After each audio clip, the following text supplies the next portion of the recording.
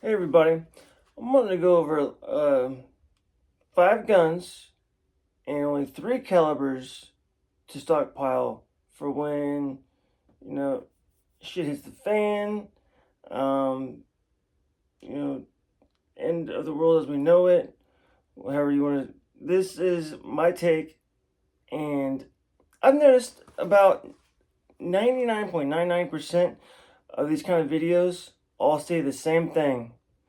22 long rifle, 9 mil, 12 gauge, and then a 5.56 or something like that. This is not that video. So I'm gonna start out with the lowest caliber and work my way up. The only thing I will agree with those is 12 gauge. 12 gauge was versatile shotgun, most versatile weapon system, small arms weapon system there is. So with this, we'll start out with our lowest caliber that you should stockpile and work up. Don't get me wrong, 22 long rifle is great, but there's one that's just a smidge bigger and twice as the power. You know what I'm talking about. I'm talking about 22 Magnum. Now this is a 22 Magnum shot shell, but still 22 Magnum. And what's great about 22 Magnum is that you can actually hunt big game with it. Not legally. Well, some places you might be able to legally. But 22 Magnum, as this can go through 3A body armor, and like it's pretty spicy. It's definitely an underdog in this situation. And with that, there's so many more like just on the wall right here. This is a 22 Magnum pistol right here, 30 round capacity, 30 plus 1. This right here is the CMR 30 plus 1 capacity, 16-inch barrel. So, I mean, and this will fit in a backpack.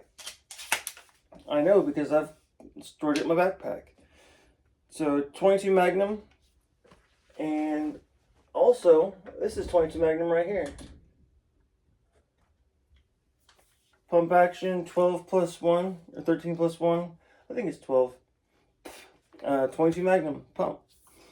Like, there's so many options for 22 Magnum these days. I've always, a lot of my other videos similar to this is they always say you want a caliber that's a pistol, a handgun, and carbine or long gun. So with that being said, you got your 16-inch rifle, and you got your pistol right here. So there's one caliber for 2 guns. You don't want to have a whole lot of different calibers, because then you gotta upkeep. That's just more stuff to keep track of, upkeep, and maintain. So I'm saying I'm gonna do 5 guns that I recommend. Well, 5 platforms. So you want your pistol and rifle, check, and the same caliber. So this is 22 Magnum, and then they all say 9mm. I'm gonna get called a FUD, but I'm saying 45 ACP. And make sure it's not a 1911, because with this is an FNX 45 full size, double stack. Okay, decocking safety lever, hammer fired. You can get the tactile where it's threaded. You can get a suppressor on there. 45 does really good suppress. But so you got your pistol right here, and you got your carbine right here.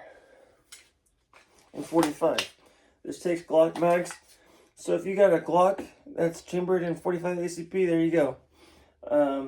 You got 2 guns that use the same magazine, same caliber. Same thing with the 22 Magnum. You get the PMR 30 and the CMR 30, you're set. You take the same mags. So that's what I recommend. You can get if you can get the same pistol and caliber, or same pistol and carbine that take the same ammunition and magazines, then that alleviates a lot of headache. It really makes it easier to stockpile ammo and magazines, because they take both both pistol and carbine take both same ammo and magazines. So there you go. Next, so far on my list of the top three calibers, 5 guns, is you want 22 Magnum, 45 ACP, and I'd stay away from 1911s and stuff like that, the single stack. Also, I'd go with the polymer frames. They say polymer frame flexes, and you'll have less likely to break on the high pressure rounds like 45 Super. 185 jacket hollow point 45 Super has the same velocity and energy as the 10 millimeter. Like, take 185 grain 10 mil to 185 grain 45 Super. They're having the same velocity, same energy, but 45 Super is a bigger caliber. That's 45 compared to 40. Yeah, 10 millimeters a 40 cal. So yeah, 45 Super, you have the same energy, bigger diameter bullet. So I mean, bigger is better in this case. Next, we're gonna move on to 12 gauge. So up until this point, I haven't agreed with majority of the videos on here, just because, I mean, a lot of people like to argue price of the 22 Magnum. They always compare it to 9mm, which honestly, all those comparisons I see, they're comparing a 20 round box of 9mm to a 50 round box of 22 Magnum. That's not a fair comparison. 22 Magnum is cheaper, way cheaper. In my opinion, a lot of times you can get 50 rounds for 20 bucks, or less than 20 bucks for 22 Magnum. So, and it's a rifle round. You know, like I said earlier, I've got video. If you don't believe me, I have videos of 22 Magnum zipping through 3A soft armor. So my next I want to go over is shotgun, specifically 12 gauge. Now, there are so many platforms. You get your lever action 12 gauge right here. You got your bullpup mag fed, and there is a VR80 mag fed 20. This is a 19 plus 1, so 20 rounds of 12 gauge. Now, it doesn't have to be this ridiculous. They do have drum mags, but they're kind of finicky. And let's see, this one is a 9 plus 1, so 10 round magazine right here. That looks more, you know, normal. It's not this, you know, ridiculous long mag. But I mean, and it's so easy and quick to swap out mags, you know. And it's shotgun. Shotgun is a one-hitter quitter. Everybody know that. Everybody know shotgun one-hitter quitter. And if you're, you know, on a budget, and honestly, you can get these mag-fed bullpups for less than 400 bucks. I'm not trying to, you know, firearm sales nowhere near this channel at all. I'm not selling firearms. I'm just saying that's the MSRP. That's what it is. Less than 400 bucks. And you can even find AR style 12 gauges for around the same price. So don't think you can't afford it, because majority of the time you can. And so if you're going with, you know, lever, pump action, what have you, tube fed, what I recommend is going with 1791's dump pouch, shotgun shell pouch right here. Your belt can go through there and hold your shells for you. Whether you're doing competition trap and skeet, like what I did when I was a kid through 4-H, it was a blast, yo. I had so much fun. I got good at it too. Or you can go with the 1791 shotgun shell strap. So this is a sling that also holds your shells. And this is definitely going to be great for when shit hits the fan. You know, small package, or you can swap out this little bird's head for the actual buttstock. But I just have it like this because I hadn't had it like this yet, so I was like, yeah, maybe I'll try it out. So yeah, you definitely want to explore your options. And really, the best firearm is the one that you are efficient and proficient at. If you're great with a bolt action, bolt action with 6.5 Creedmoor or whatever, then hey, that's your gun. Power to you. I'm not a fan of it, but hey. So don't let anybody discourage you from furthering your firearm collection or getting, education. We need to start lifting each other up, and I am a advocate for getting those that would never consider firearms. That's what my channel is really about, is to get people interested in firearms that wouldn't normally think about it. That's why my channel is full of all sorts of different stuff, like my kids, my cooking. It's it's just really, to get that person that's like, oh, I love animals. Oh, this guy's a hunter and he's hunting animals? Well, why is that? How can somebody say they're an animal lover but still hunt? Well, fun fact, the biggest animal conservationists are hunters.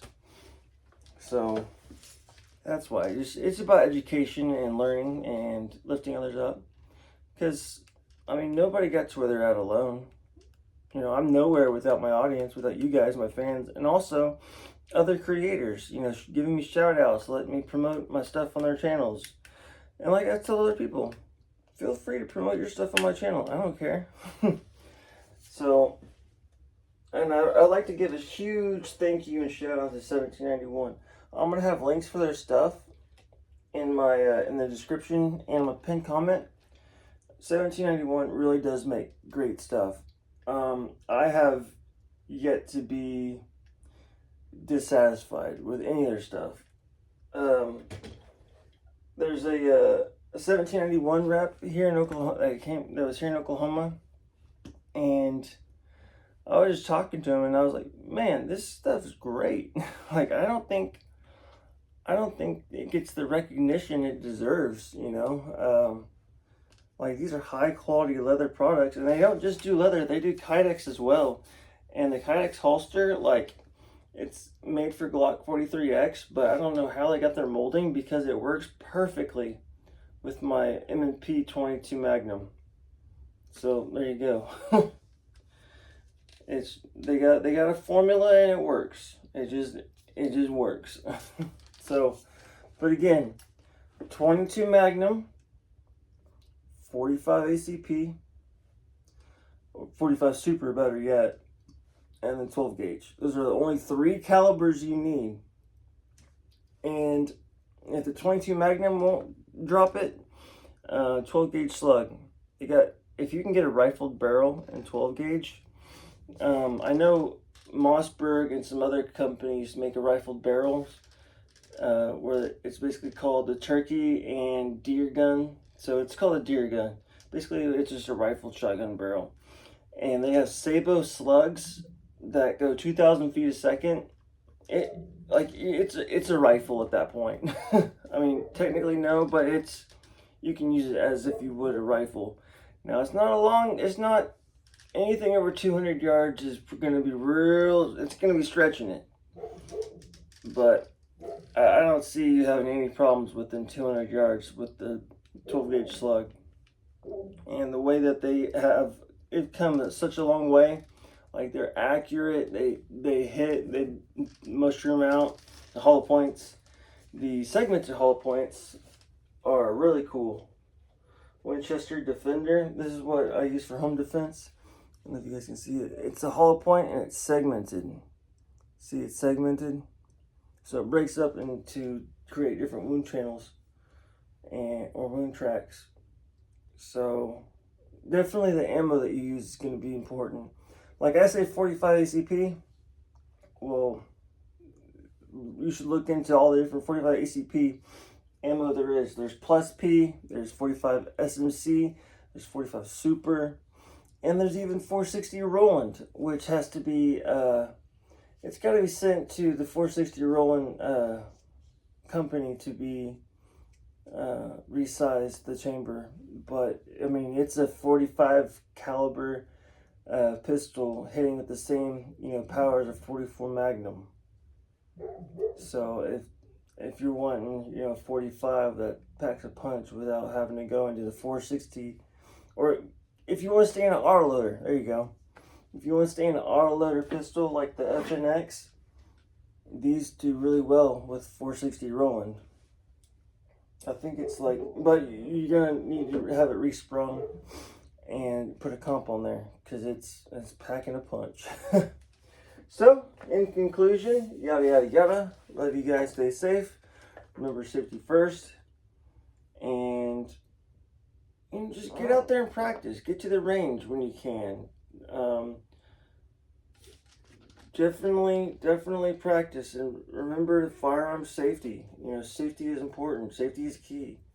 I wouldn't even touch a gun until you know all the safety rules and regulations for your area. Because some places won't even allow you to have a 50 nothing over 45 caliber. So keep that in mind, please. You know, let's. If there's gun laws or regulations that you don't agree with, let's get them changed. I agree wholeheartedly that all gun laws are an infringement on our rights. But, I mean, I don't want to see anybody get hemmed up and get your rights taken away, if you can believe that. So unconstitutional. But that's another story. Anyways, I've rambled on long enough. If you guys don't agree with my list, let me have your list down in the comments. Again, appreciate every one of you. Thank you for watching my video, liking, and subscribing. I'll see you in the next one, guys.